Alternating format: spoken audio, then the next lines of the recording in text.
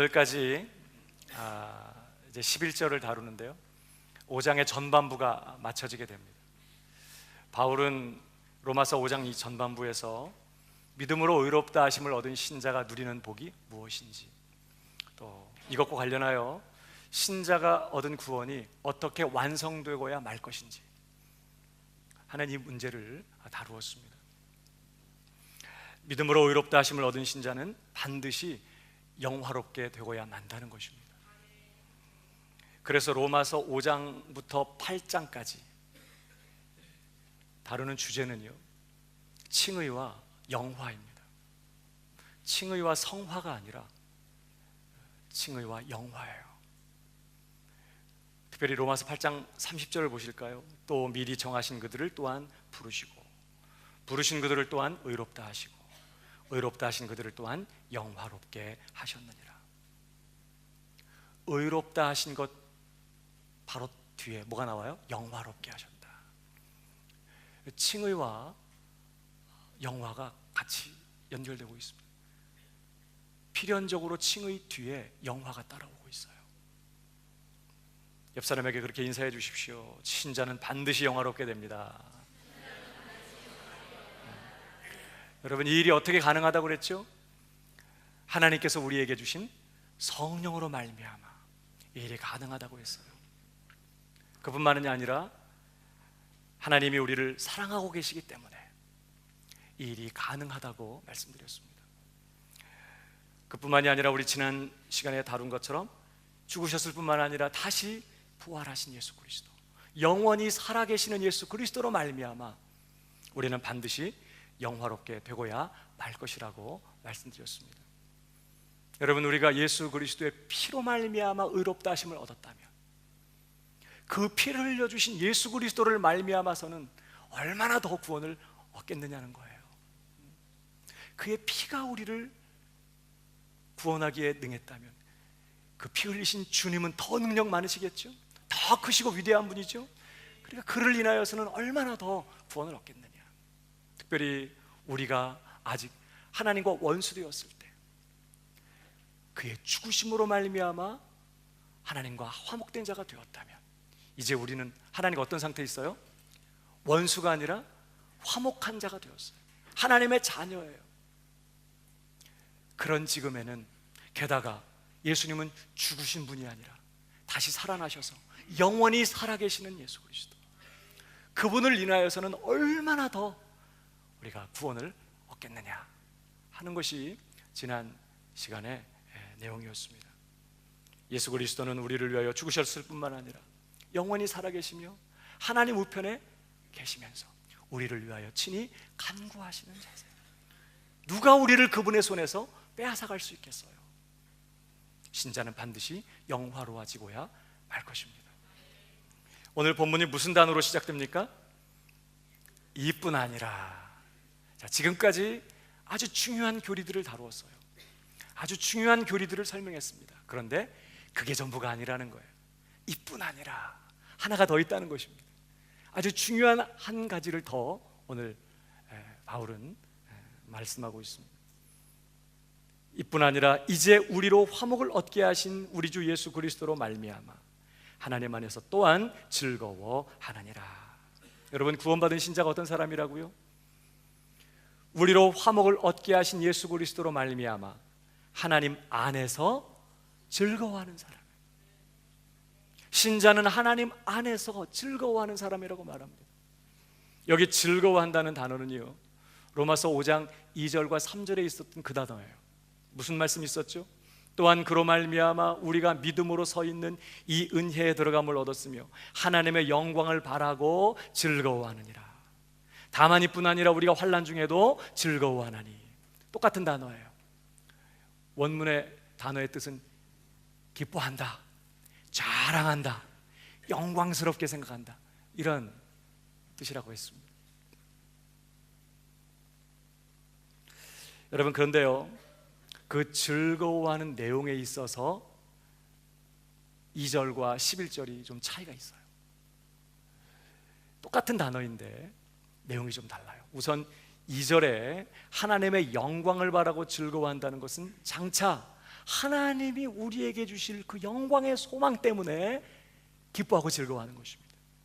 장차 우리가 하나님 앞에 영화로운 몸을 입고 하나님의 영광 앞에 서게 될 그 소망 때문에 우리가 기뻐하고 즐거워하고 자랑하는 걸 말해요. 그러나 11절에서는 내용이 좀 달라요. 똑같이 즐거워하는 거지만, 자, 하나님 안에서 또한 즐거워하느니라. 하나님 안에서 즐거워한다. 이 말씀은요, 하나님 그분 자신을 즐거워한다는 그런 뜻이에요. 2절이 하나님이 우리에게 주실 것 때문에 기뻐하고 즐거워하는 거라면, 11절은요 바로 그 하나님 자신을 기뻐하고 즐거워하는 걸 말해요.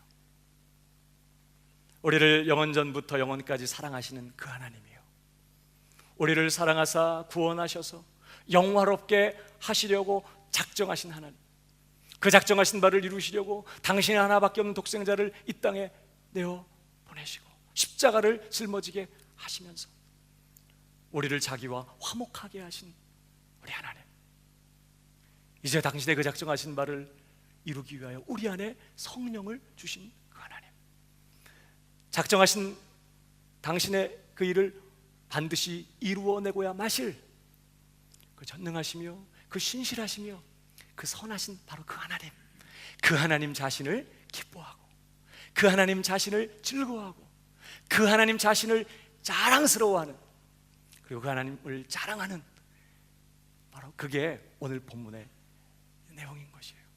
그러니까 신자는 어떤 사람이라고요?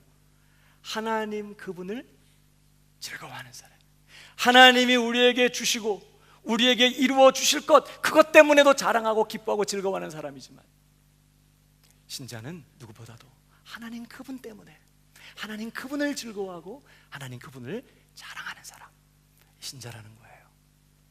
여러분, 로마서 5장이 어떤 말씀으로 시작되었죠? 5장 1절을 보시면요, 그러므로 우리가 믿음으로 의롭다 하심을 얻었은즉 우리 주 예수 그리스도로 말미암아 하나님으로 더불어 화평을 누리자. 또한 그로 말미암아 우리가 믿음으로 서 있는 이 은혜에 들어감을 얻었으며 하나님의 영광을 바라고 즐거워하느니라. 여러분, 믿음으로 의롭다 하심을 얻은 신자는 어떤 사람이 되었다고 말해요? 하나님으로 더불어 화평을 누리는 자가 되었어요. 예수 그리스도로 말미암아 뿐만 아니라 하나님의 은혜에 들어감을 얻었고 이제는 그 은혜 안에 서 있는 자가 되었어요. 뿐만 아니라 세 번째로 하나님의 영광을 바라고 즐거워하는 사람이 되었다고 말합니다. 여러분, 그렇게 시작해서 오늘 이 5장 전반부가 어떤 말씀으로 마쳐요? 하나님을 또한 즐거워하느니라, 이렇게 마치고 있어요. 뭘 의미합니까? 여러분, 기독교 신앙은요, 우리로 하여금 하나님으로 더불어 화평을 누리게 만들어줘요. 그리고 우리를 하나님을 기뻐하고 즐거워하는 그 자리로 데려가는 것이에요. 시작이 어디예요? 예수 그리스도로 말미암아 하나님으로 더불어 화목한 자가 되고 그와 화평하는 자가 되고, 이제 어디로 간다고요? 마지막은 하나님을 즐거워하는 자로 우리를 데려간다는 거예요. 여러분, 저는 감히 여러분들에게 말씀드립니다. 하나님을 기뻐하고 즐거워하는 것으로 우리를 인도하는 것이 아니라면, 하나님을 기뻐하고 즐거워하는 것과 상관이 없는 것이라면 그것은 전혀 기독교 신앙이 아닌 것이에요. 단순히 하나님을 믿어서, 예수님을 믿어서 우리의 문제를 해결받고 그저 우리가 이 땅에서 잘 먹고 잘 사는 어떤 그런 것으로 우리를 이끌어가기만 한다면 그것은 전혀 기독교 신앙이 아닌 것이에요. 기독교 신앙의 시작은 뭐라고요? 예수 그리스도로 말미암아 하나님으로 더불어 화평한 자가 되는 거예요. 결론은요, 하나님을 즐거워하는 거예요. 그게 진정한 기독교 신앙인 것이에요. 오늘 특별히 이 하나님을 즐거워한다는 것은 무엇을 의미합니까? 우리가 하나님을 기뻐하고 즐거워하고 하나님을 자랑한다는 것은 어떤 뜻이겠습니까? 성경에 특별히 시편 또 여러 말씀들을 살펴보면 이 하나님을 즐거워한다는 표현들이 많이 나오는데, 그 중에 첫 번째는요, 바로 하나님을 찬양하는 거예요. 하나님을 높이고 하나님께 송축하고 하나님께 영광을 돌리고 하나님께 감사하고 하나님을 예배하는 것이에요. 그게 하나님을 즐거워한다는 말씀이에요. 여러분 시편 33편 1절을 보십시오. 같이 읽어볼까요? 시작. 너희 의인들아 여호와를 즐거워하라. 찬송은 정직한 자의 마땅히 할 바로다. 여호와를 찬송하라 이렇게 표현해야 되는데 뭐라고 표현했어요? 여호와를 즐거워하라. 그래놓고 뭐라고요? 찬송은.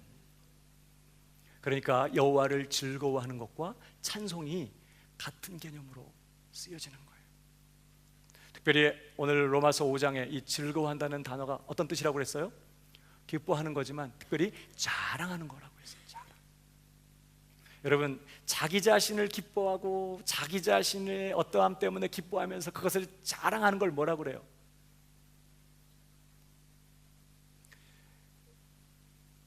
자기 자랑이지 뭐. 그죠? 제가 질문하니까 뭐 또 무슨 희한한 게 있을까 해서 자기 자랑하는, 그건 하나님이 미워하시는 죄 중에 하나예요. 그거 하면 안 돼요. 다른 사람의 어떠함 때문에 기뻐하고 그것을 막 자랑하는 거, 전문용어로 뭐라 그래요? 그렇죠, 칭찬이라고 합니다. 칭찬은 자주 해줘야 돼요. 그래서 자꾸 격려해주고 그 사람이 자기 자신에 대해서 잘 알지 못하는 것들을 자꾸 드러내줘서 힘있게 주님의 영광을 위해 살아갈 수 있도록 자꾸 우리 칭찬해 주는 게 참 귀한 일이에요. 여러분 우리가 하나님의 어떠하심 때문에 기뻐하면서 막 하나님을 자랑하는 거 뭐라 그럴까요? 그걸 찬양이라고 하는 것입니다. 여러분 찬양은요 그냥 단순히 노래를 부르는 게 아니에요. 하나님을 기뻐하고 그분의 어떠하심 때문에, 그분의 행하신 일 때문에, 그분이 이루신 역사 때문에, 그분의 어떠하심 때문에 그분을 기뻐하면서 막 떠벌리고 막 자랑스러워하고, 막 자랑하면 어때요? 막 다른 사람한테 막 얘기하잖아요.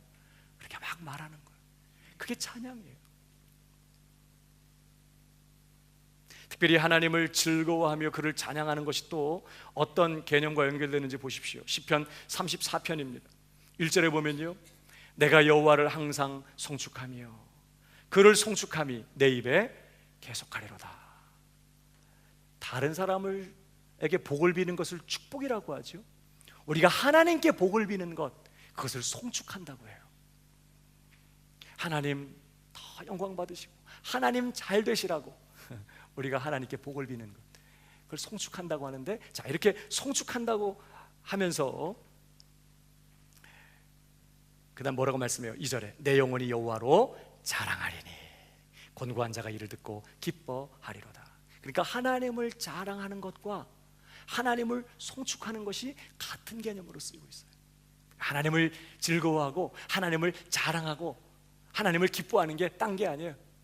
하나님을 송축하는 거예요.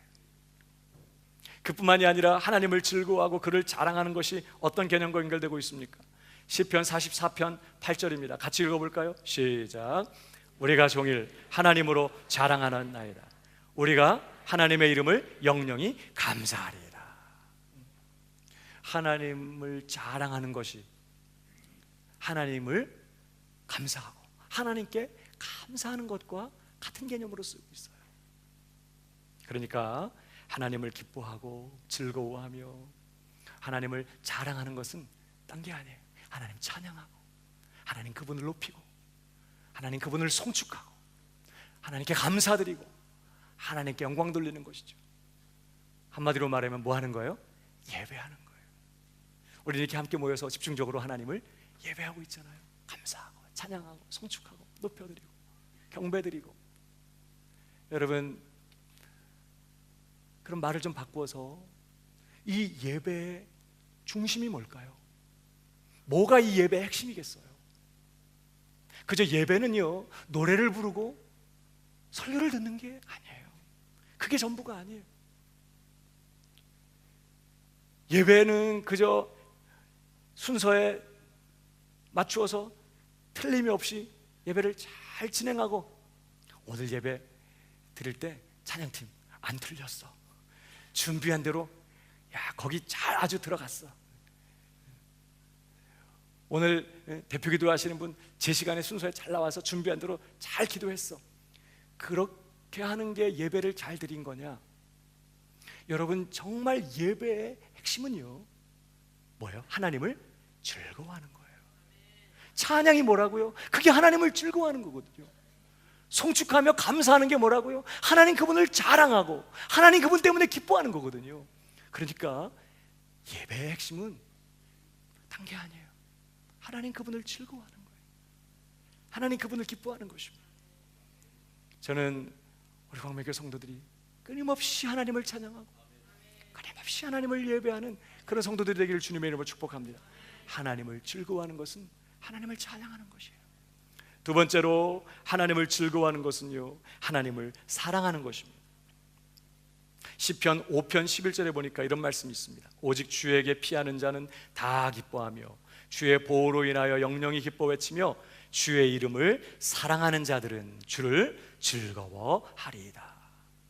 하나님을 사랑하는 것과 하나님을 즐거워하는 것이 같은 개념으로 나오고 있어요. 그래서 좀 다른 말씀이긴 하지만 똑같은 개념이 시편 119편에도 있습니다. 47절에 나의 사랑하는 바 주의 계명을 스스로 즐거워하며, 사랑하니까 즐거워하는 거예요. 기뻐하는 것입니다. 누군가를 기뻐하고 즐거워하면서 사랑하지 않는다, 그건 말이 안 돼요.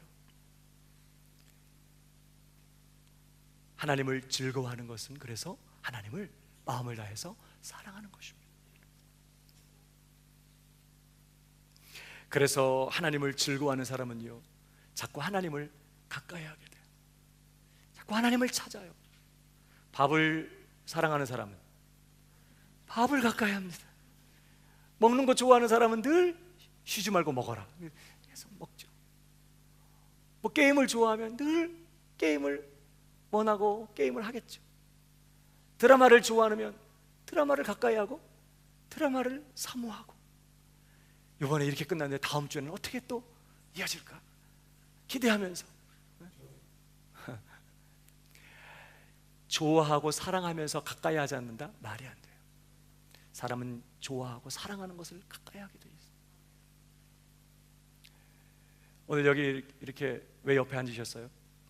물론 늦게 와서 자리가 거기밖에 없었기 때문에 앉기도 했지만, 어머 집사님 여기 계시네? 그래서 앉은 분들도 있을 거예요. 저분이 오셨네, 일부러 갈걸. 만약에 그랬다면 뭐예요? 부담이 있는 거죠. 좋아하지 않는다는 말이에요. 하나님을 즐거워하는 사람은 하나님을 사랑하니까 하나님을 자꾸 찾아요. 하나님을 가까이 합니다. 하나님 그분을 갈망하고 하나님 그분을 사모하고 하나님 그분과의 교제를 소원해요. 그래서 하나님을 가까이 하는 사람들은, 하나님을 사랑하는 사람들이 가장 두려워하는 것이 뭐예요? 하나님에게서 멀어지는 거예요. 여러분, 다윗이요, 얼마나 하나님을 좋아했는지 몰라요. 하나님과 가까이 하고 하나님을 찾고 하나님의 임재 속에서 친밀한 교제를 누렸어요. 그가 큰 죄를 범하고 그가 하나님 앞에서 가장 두려워했던 게 뭐였어요? 하나님, 주 앞에서 나를 쫓아내지 마시옵소서. 이 죄 때문에 하나님에게서 조금이라도 멀어지게 될까 봐 그럼 너무 두려웠어요. 예수님께서 십자가 위에서 당하신 가장 큰 고통이 뭐였어요? 나의 하나님, 나의 하나님, 어찌하여 나를 버리십니까? 내가 아버지께서 기뻐하시는 일을 항상 행함으로 하나님께서 나를 홀로 두지 않으셨다고 말씀하면서 아버지가 나와 함께 하신다고 자랑스럽게 그렇게 하나님과 함께 사셨던 예수님에게 가장 큰 고통은 십자가 못 박혀 죽는 육체적 고통이 아니에요. 그 정도가 아니에요. 잠깐이지만 하나님 앞에 우리의 죄를 짊어지고 버림받게 되는 이것이야말로 예수님께는 가장 큰 고통이었어요. 왜? 하나님을 사랑하니까, 하나님과 가까이 하고 하나님과 친밀한 교제가 기쁨인 거예요. 하나님에게서 멀어지는 게 가장 큰 고통이에요. 여러분, 우리도 그렇지 않아요? 카톡을 보냈는데 답이 없어. 카톡을 보냈는데 열어보니까 아직 일자가 그대로 있네. 이게 무슨 말인지 모르는 분들은 아직 카톡을 잘 모르시는 거죠. 그러면 안 읽을 사람이 아닌데 이거 왜 안 읽지? 왜 쉽지? 이러면서 괜히 마음이 어때요? 불안하고 불편하고 뭐가 섭섭한 게 있었나? 뭐 내가 잘못한 게 있었나? 왜 그러지? 확인해 보려고 하고 뭔가 오해가 있으면 풀려고 하고 그래서 어떻게라도 관계를 다시 개선하려고 애를 쓰게 돼요. 그런데 내가 별로 안 좋아하는 사람이야. 오늘 카톡이 왔네? 자, 읽어가지고 일자가 사라지면 답을 또 해줘야 되잖아. 그러니까 아예 안 읽어. 여러분 어떠세요?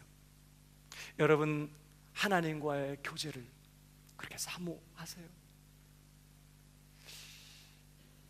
하나님이 내 삶의 중심에 계시는지, 하나님이 나를 사랑하고 나를 기뻐하시는지 별로 관심이 없어. 그저 그런 거는 상관이 없고 그저 돈 있고 자식들 잘 되고 가정 평안하면 아무 문제가 없다고 생각하진 않나요? 그러나 반대로 모든 일들은 다 잘 되는 것 같은데 이렇게 마음이 콜콜하고 답답하고 기도하지만 하나님의 임재를 느끼지 못하고 예배를 드리지만 은혜가 없고 말씀이 내 마음 깊은 곳에 와닿지 않고 하나님이 정말 멀리 계신 것 같은 그런 상황 때문에 자식들도 잘 되고 건강하고 아무 문제가 없지만 너무 고통스러워서 하나님과의 그 관계를 회복하기 위해 하나님 앞에 엎드리고 금식하고 때로는 자기를 돌아보며 회개하며 정말 어떻게 해서든지 하나님과의 이 교제, 이 친밀함을 회복하기를 여러분 원하십니까? 하나님을 사랑하는 거예요. 하나님을 즐거워하는 사람은 그렇게 하나님을 사랑해요. 그래서 하나님을 찾고 하나님을 갈망하고 하나님과 교제하는 시간이 내겐 가장 큰 기쁨의 시간. 그리고 다른 것 없이는 살 수 있을 것 같은데 하나님 없이는 더 이상 살 수 없는 것이에요. 하나님으로 만족하고 하나님 때문에 행복한 그런 사람이 되는 것이죠. 왜 하나님을 즐거워하는 사람의 모습이에요. 어떠십니까? 저와 여러분은 뭘 즐거워하세요?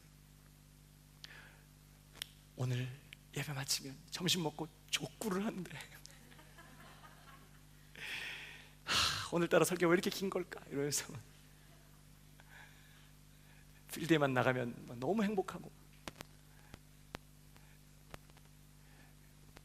어떠세요? 나의 기쁨은 무엇입니까? 뭐 할 때 가장 행복하세요?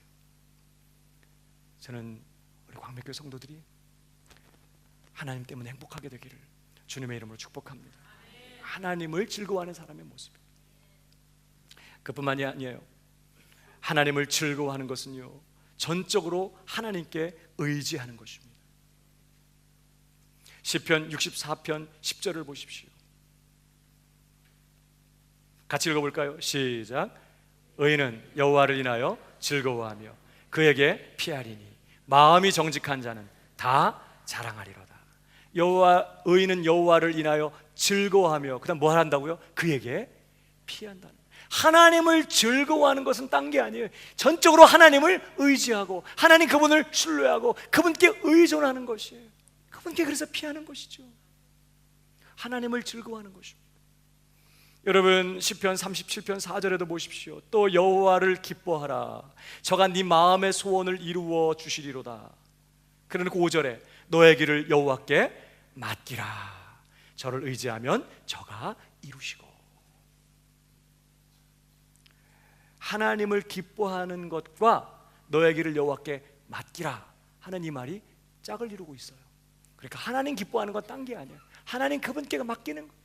하나님의 선하심, 하나님의 신실하심 기대하며 하나님께 내 삶 전부를 그냥 맡기는 거예요. 아주 오래전에 들은 얘기인데요, 제가 정확하게 여러분에게 인용해드린지는 모르겠습니다만 한 여자 성도님이 아이가 없는 거예요. 그래서 아이 얻기 위해서 하나님 앞에 기도했어요. 하나님 아이를 주세요. 사무엘이라고 이름을 지을까요 주님? 이러면서 아이를 달라고 하나님 앞에 기도했어요. 때로는 떼를 쓰기도 하고 하나님 앞에 매달리고 아이를 달라고 하나님 앞에 기도했어요. 아이가 안 생겨요. 어떤 때는 마음이 낙심되기도 하고 마음이 괜히 눌리고 하나님 나 안 사랑하나? 내 기도 안 들으시나? 난 아직도 믿음이 없는 건가? 난 구원받지 못했나? 뭐 이런 생각까지 하게 돼요.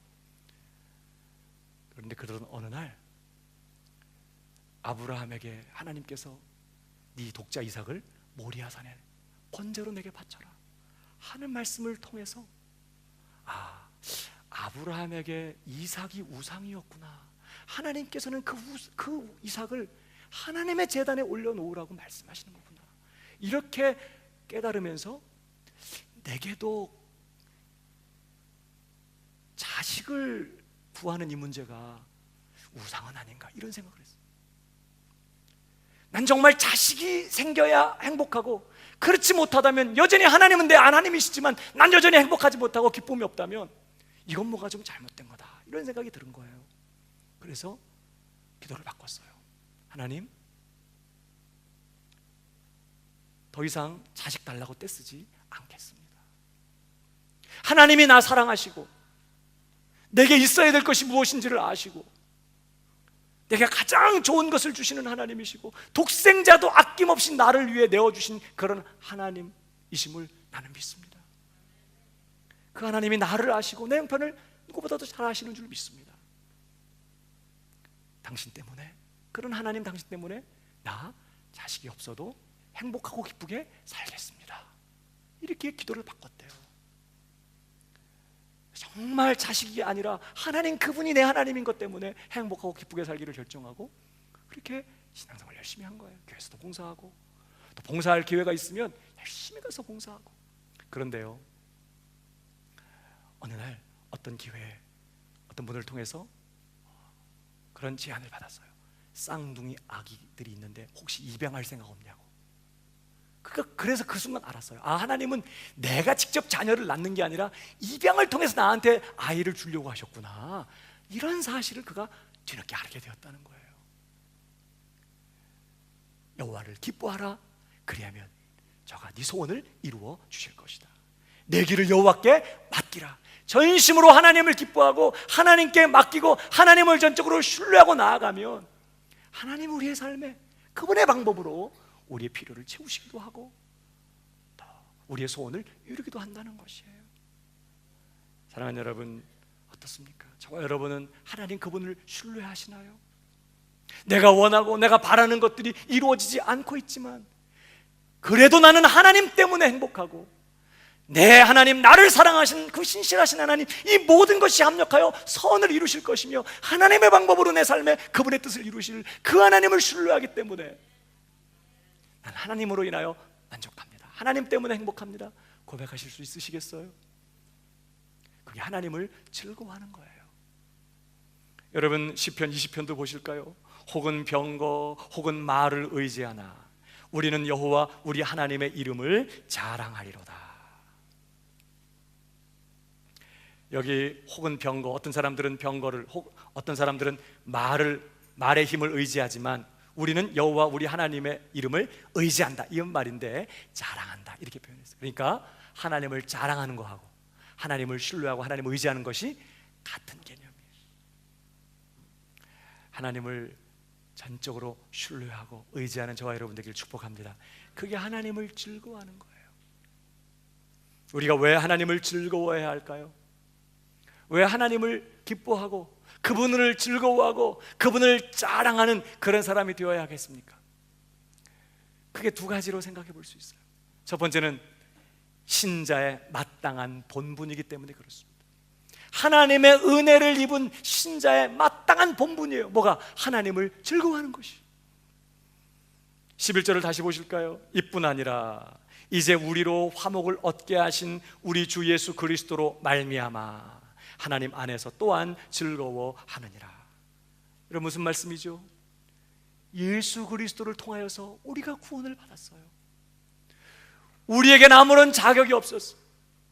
우리는 연약한 가운데 있어. 전적으로 무능한 가운데 있어. 경건치 않을 때, 죄인 되었을 때, 하나님과 원수되어 있을 때, 그 어떤 소망도 우리에게는 전혀 없을 때 하나님께서 우리를 사랑하셔서 우리를 자기와 화목케 하시려고 그의 하나뿐인 아들을 십자가에 내어놓으셨어요.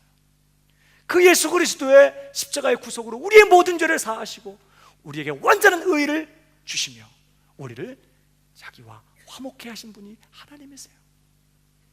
여러분, 이보다 큰 은혜가 어디 있겠어요?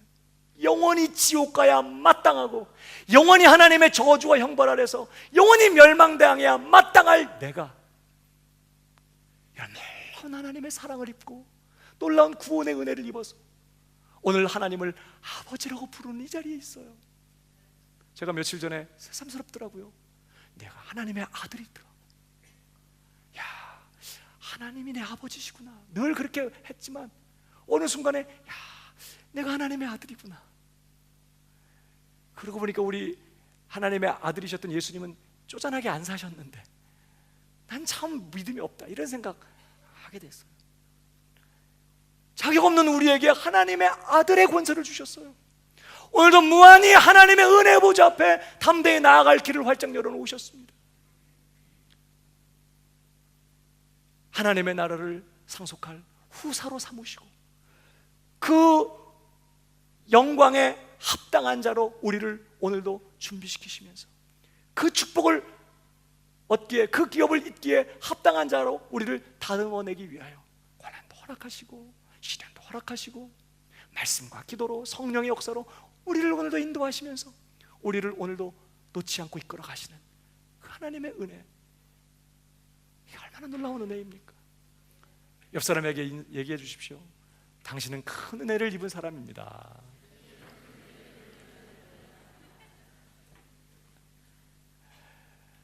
여러분, 우리가 이 이신칭의의 복음, 오직 믿음으로 말미암아 구원을 얻는다고 하는 이 복음을 제대로 깨달으면 하나님의 은혜 앞에 항복하지 않을 수 없어요.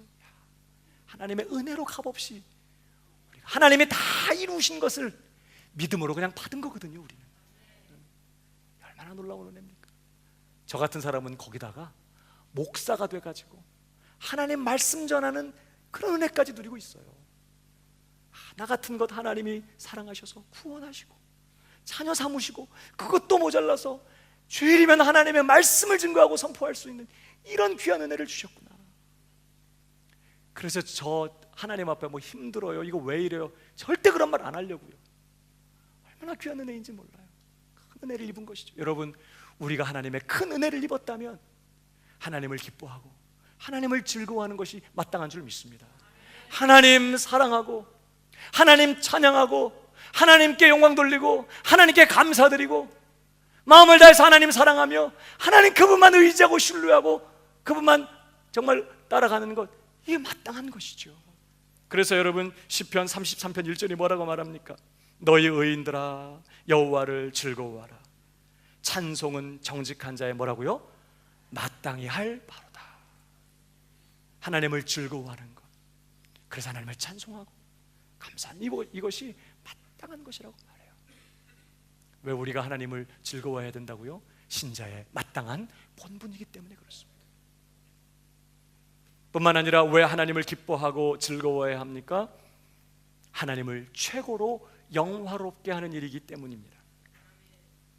여러분, 웨스트민스터 소요리 문답은요, 성경의 교리들을 질문과 답 형식으로 잘 정리한 신앙교리 교육을 위한 그런 책이라고 할 수 있어요. 이 소요리 문답의 제1문의 질문이 이거예요. 한번 읽어볼까요? 다 같이 시작.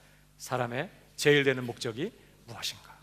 사람의 제일 되는 목적이 무엇인가? 하나님이 우리를 창조하신 목적, 하나님께서 우리를 다시 구속하신 목적, 우리 인생의 제일 되는 목적이 무엇인가? 성경이 가르쳐주는 제일 되는 목적, 그 답이 무엇입니까? 성경적인 답이, 다 같이 한 번 더 시작. 사람의 제일 되는 목적은 하나님을 영화롭게 하는 것과 영원토록 그를 즐거워하는 것이다. 사람의 제일 되는 목적이 두 가지인 것처럼 기록되고 있어요. 하나님을 영화롭게 하는 것과 영원토록 그를 즐거워하는 것. 여러분, 이게 사람의 목적이 두 가지란 뜻이 아니에요.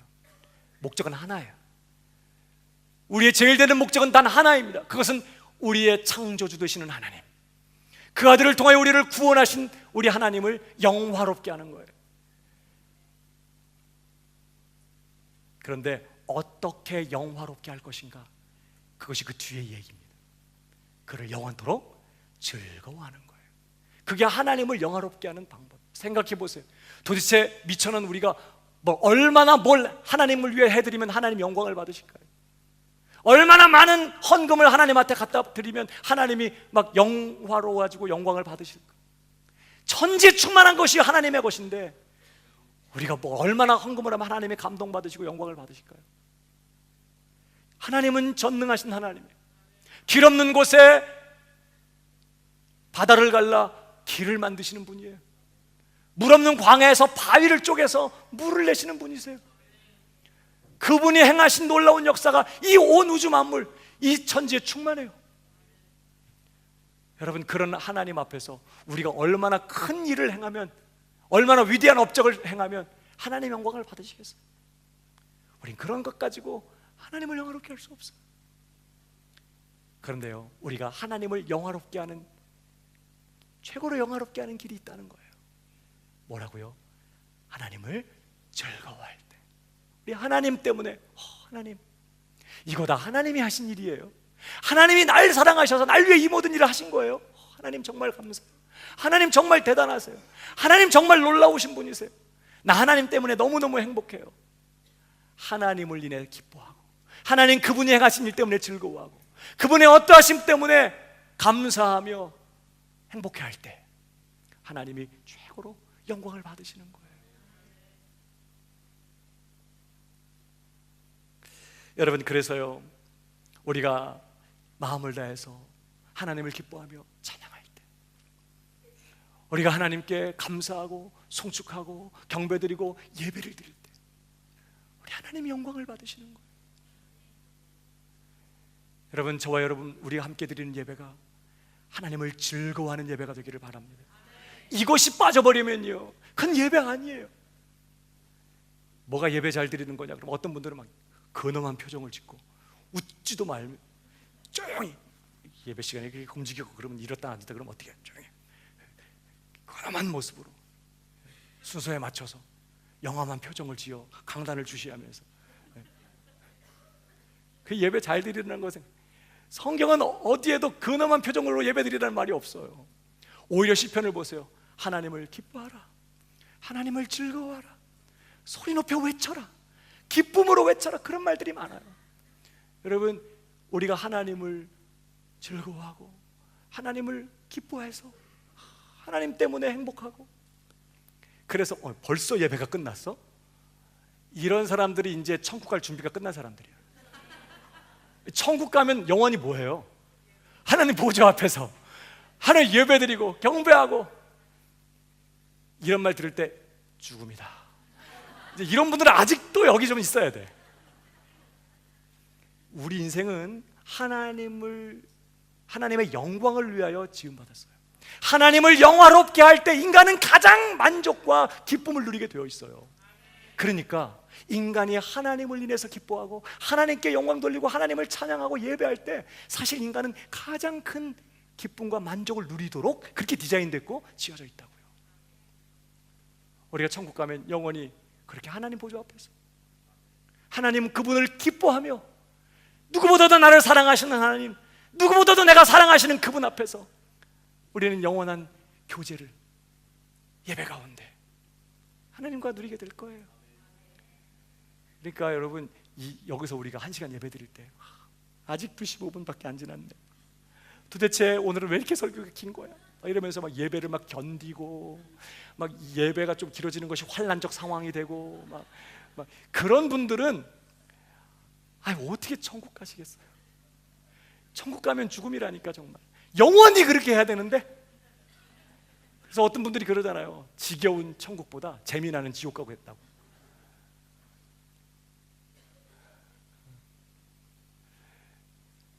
그러니까 예배를 드리는 것이 하나님을 기뻐하고 하나님을 즐거워하는 것 때문에 예배를 드리는 것이 행복하고, 하나님과 교제하는 시간이 그 무엇과도 바꿀 수 없는 그런 복된 시간이고, 오늘은 예배가 왜 1시간 만에 끝나는 거야? 막 이러면서 너무 안타까워. 옆 사람에게 얘기해 주세요. 천국 갈 준비가 되셨나요?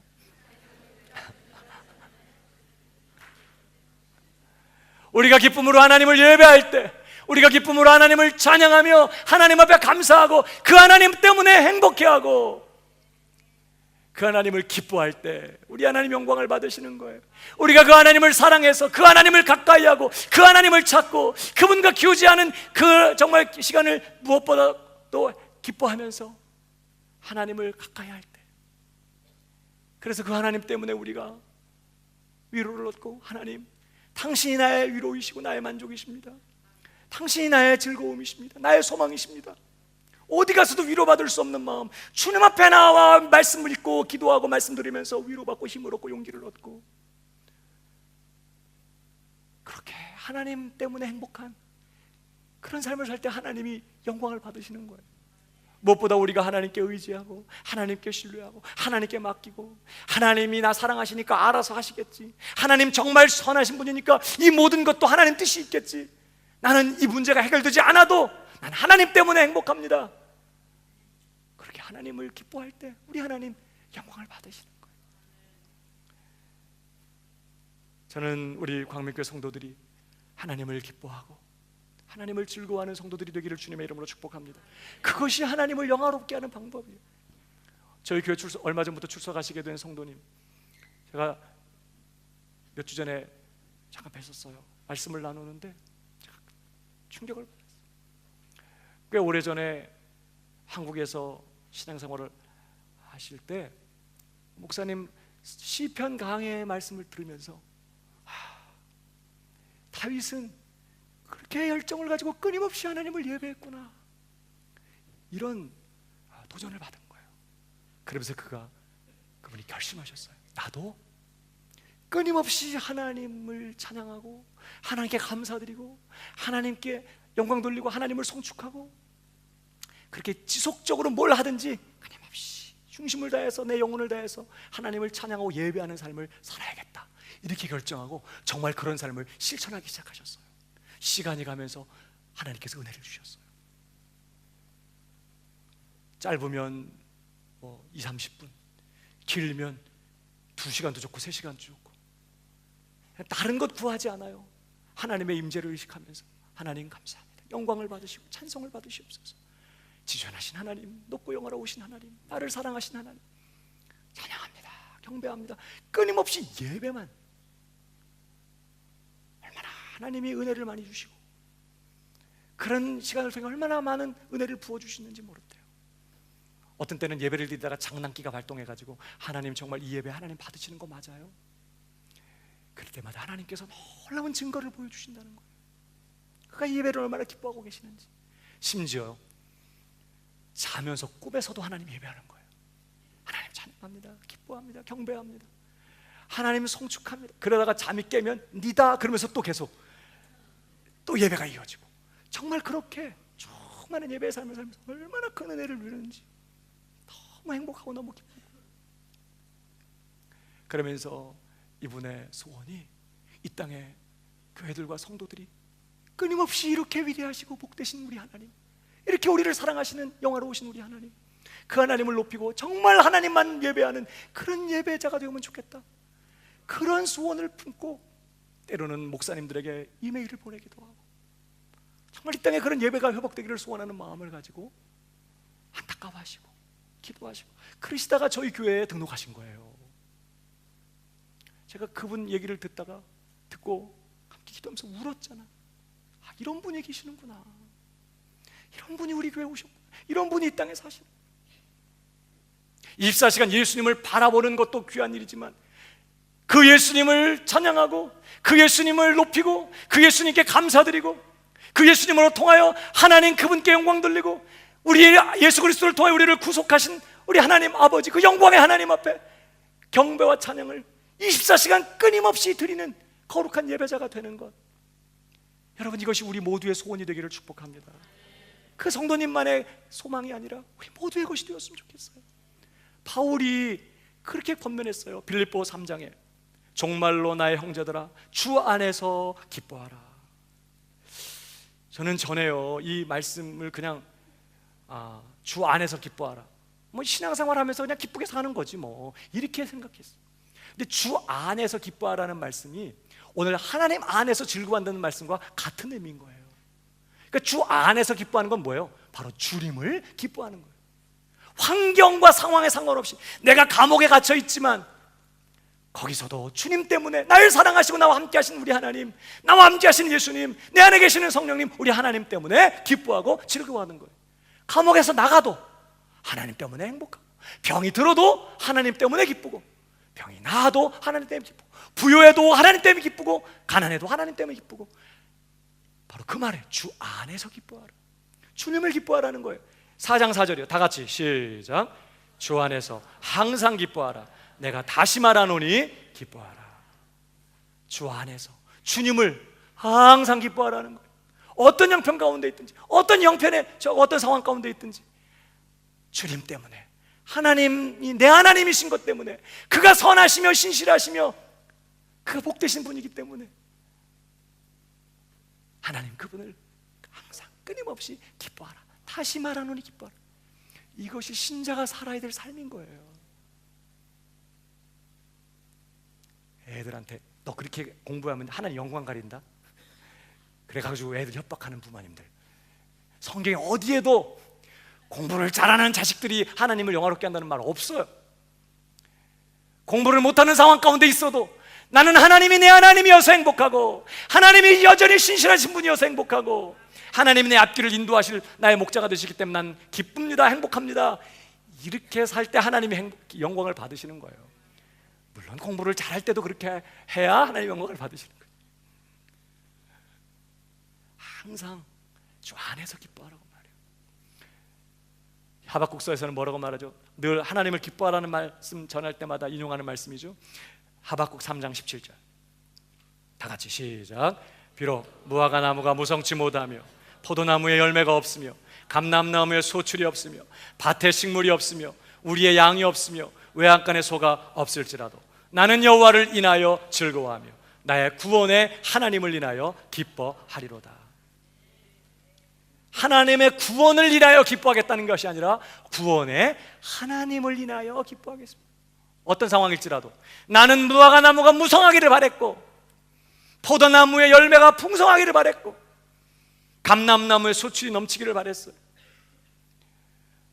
밭에서 정말 엄청난 풍성한 수확을 거두기를 바랬고, 외양간에 양떼와 솥대가 넘쳐나기를 바랬지만 그렇지 않다고 할지라도, 내가 소원하고 내가 꿈꾸고 내가 계획했던 모든 일들이 좌절되고 수포로 돌아간다 할지라도 나는 누구 때문에? 여호와 나의 하나님, 내 구원의 하나님, 나를 사랑하시는 하나님, 나를 위하여 독생자도 아끼지 아니하신 나를 사랑하시는 내 하나님 때문에 나는 그런 상황에서도 뭐 하겠다고요? 하나님을 인하여 기뻐하겠습니다. 별로 아멘이 없으신데 우리에게 적용은 뭐예요? 정말 내가 원하는 일들이 좌절되고 실패로 돌아가고 내가 계획했던 일들이 뜻대로 되지 않아도 나는 하나님 때문에 기쁘고 행복하게 살겠습니다. 그런 뜻인 거죠. 오늘 저도 설교를 준비하고 일부 설교를 들어가려고 교회 와서 하나님 앞에 잠깐 기도하는 중에 하나님 오늘 설교를 죽서도, 그래서 제 설교자는 늘 설교를 통해서 그래도 성도들이 은혜를 받아야 되겠다, 이런 부담이 늘 있어요. 그래서 길어요. 많이 먹이려고. 그래서 설교 때로는 잘 못하고 준비한 대로 뭔가 잘 안 되고 그러면요, 남들은 잘 모르지만 쥐구멍이라도 들어가고 싶고 정말 괴롭고 막 그러거든요. 근데 어느 날 내가 정말 설교를 잘 하려고 하는 게 이게 왜 그런 건가 생각해봤어요. 설교 잘하는 목사라는 그런 소리 듣고 싶어서 그런 거 아니야? 너 정말 하나님이 영광 받으시는 그런 설교 하려고, 너 정말 설교 잘하려고 하는 거야? 그런 도전을 한번 받은 적이 있었거든요. 오늘도 이 설교 때문에 더 그랬겠지만, 하나님 나 오늘 설교 잘 못하고 죽서도 나 하나님 때문에, 하나님이 내 하나님이어서 나 행복하고 기뻐하겠습니다. 그렇게 했어요. 몰라 이제. 사업이 잘 되지 않아도 나는 직장에서 이 직장에 들어가기를 원했고 또 승전하기를 원했지만 그러한 일들이 잘 이루어지지 않아도 하나님이 내 하나님이고 그 하나님이 신실한 분이고 나를 사랑하시는 분이기 때문에 나는 그런 것과 상관없이 기쁘고 행복하게 살겠습니다. 하나님 꼭 이 사람이어야만 되겠습니다. 하나님 꼭 이 사람 아니면 난 죽을 거예요. 그럼 하나님이 그러거든요. 난 도대체 너한테 어떤 존재냐?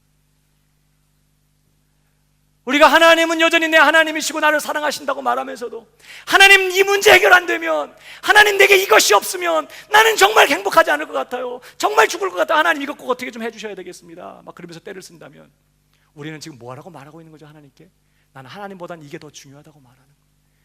사실은 이것이 내게는 하나님 노릇하고 있다고 말하는 것과 똑같은 거예요. 그러니까 조심해야 돼요. 난 정말 하나님 때문에 행복한 사람인지, 이 사람하고 결혼하기를 원했는데 딴 사람하고 결혼해도 하나님 때문에 행복하고 기쁘게 살아가는 거죠. 하나님 때문에 행복하신가요? 오늘 저와 여러분 하나님 그분 때문에 행복한 그런 성도가 되기를 주님의 이름으로 축복합니다. 이뿐 아니라 이제 우리로 화목을 얻게 하신 우리 주 예수 그리스도로 말미암아 하나님 안에서 또한 즐거워하느니라. 이 복을 빼앗기지 않는 저와 여러분 우리 성도들 다 되시기를 주님의 이름으로 축복합니다.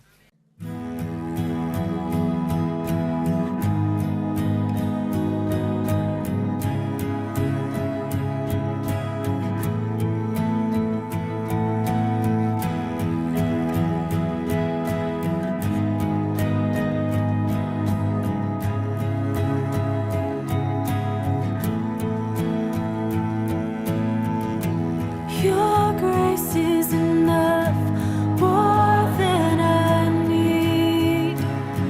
At your word I will believe. I'll wait for you, draw near again. Let your spirit